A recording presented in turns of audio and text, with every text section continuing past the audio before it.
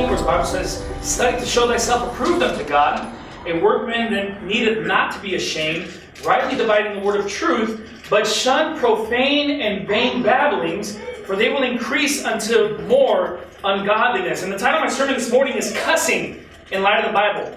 Cuss words or cussing in light of the Bible. Or also you can title this Cussing versus Cursing. Right? Now, when I say cussing, what am I referring to? I'm referring to this matter of saying vulgar language, right? Or today what we would say is profanity. Okay, now turn with me if you would to Leviticus chapter 21. This will be considered socially offensive language. You say, why are you preaching on cussing in light of the Bible? Well, quite frankly, I've never heard a sermon on cussing before. Okay? And the fact of the matter is, those who condemn cussing, even within Christian circles, are guilty of it themselves. Doing it behind closed doors and when no one's listening to them, right? But the fact remains is that the Bible does teach about cussing, and it does teach about cursing. We want to know what the difference is between the two. But the Bible widely condemns this matter of cussing. Why is that? Well, look at Leviticus chapter 21.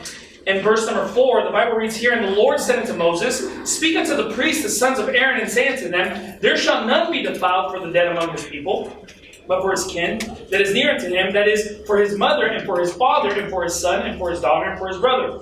And for his sister a virgin that is nigh unto him, which hath had no husband, for her may he be defiled. Verse 4, But he shall not defile himself, being a chief man among his people, to profane himself. So right there you see that profaning and defiling are used interchangeably. So what does it mean to be profane? It means to be defiled.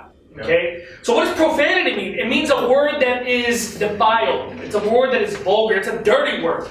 Okay? Often when growing up as a kid, we would say it's a bad word. Right? Yeah. And that's exactly what it is. So something that is profane, something that defiles, or something that is desecrated. And the reality is cuss words fall into that. And let me say this. If you're a Christian, you're saved, okay, and you still struggle with this matter of cussing, you need to fix it. Okay? You say, why is that? Because the Bible says, let no corrupt communication proceed out of your mouth, but that which is good to the use of edifying, that it may minister grace unto the hearers. And saying the F word or saying the S word doesn't edify anybody. Amen. Okay? It's corrupt. Now, you say, well, what determines what is a cuss word? You know, how do you know? Why would you say that the F word is a cuss word? You know, well, where are you getting that from? Well, the culture, of course. You say, well, why would you get that from the culture? Well, obviously we know that we don't go to the culture to learn what God says. Amen. Right? We don't go to the culture to know that which is godly, that which is wholesome, that which is pure. We don't go to the culture to learn that. We go to the Bible. Amen. But however, we can determine what is ungodly based upon the culture. Okay? Amen. If we want to know what's the most wicked thing to do, or say, or be, you go to the culture. You can see it. They flesh it out day in and day out.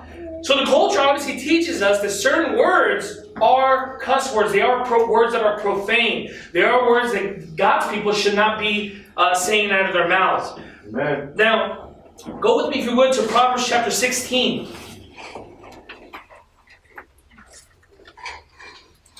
See, cuss words in our culture, in spite of where they come from, have been deemed to be, by and large, very vulgar and bad. I mean, when you hear a cuss word, it's just like your senses should go automatically up and say, wow, that was bad. Yeah. You know, that's offensive, or that person should be ashamed. In fact, you even feel ashamed when you hear someone cuss. You blush. You're like, man, that person has a dirty mouth, right? Now, first of all, there's two aspects to what we're going to talk about today. On one end, we have Christians who just simply lack discretion, and they just kind of fly off the handle because they have no self-control, and then they cuss. You say, well, what's bad about that? Well, the bad thing about that is the Bible actually tells us, put away from thee a froward mouth and perverse lips put far from thee. So the Bible tells us that you shouldn't have a froward mouth, and it shouldn't be perverse. And you say, well, what's wrong with the F word? It's perverse. Right. You say, well, you know, I looked in the dictionary, and you look up at the history. It doesn't matter. It's perverse. Right. You ask anybody who's a Christian or someone who's not a Christian, someone who didn't grow up in a Christian home, they'll tell you that's a bad word, that's a dirty word. Yeah. Now look at Proverbs 16 verse 23. It says, the heart of the wise teacheth his mouth, and addeth learning to his lips. You see, if you got saved later on in life, this is an aspect that you will struggle with. I know I did. Okay, I'll be the first one to tell you right here. Okay, I'd lift the other leg, but I'd fall.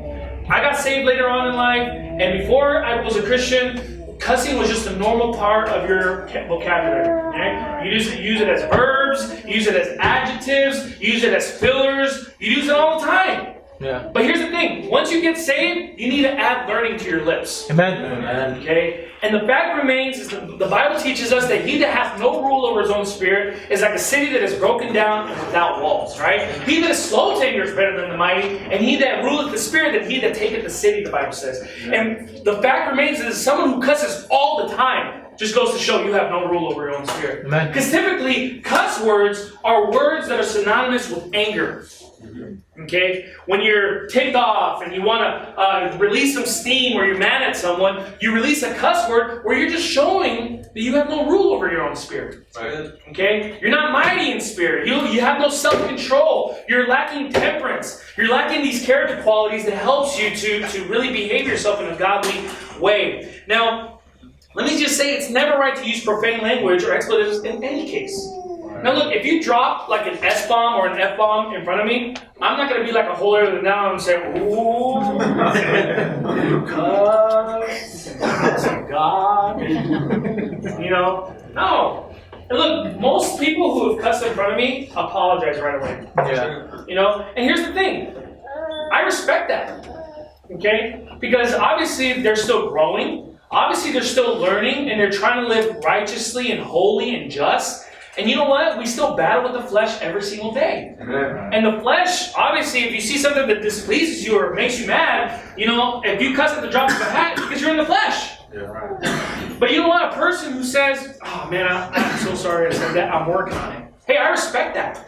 Okay? I'm not this holier than thou, just like, oh, I can't believe you just said that in front of me. No, that's a horrible attitude to have. Okay? Yeah. Now look, if you're just dropping F-bombs left and right and you don't care less, I'd be like, hey dude, can you like watch your mouth? Right. You know? How about, you want a dictionary? Because look, people who use a lot of cuss words are typically people who don't have a broad vocabulary.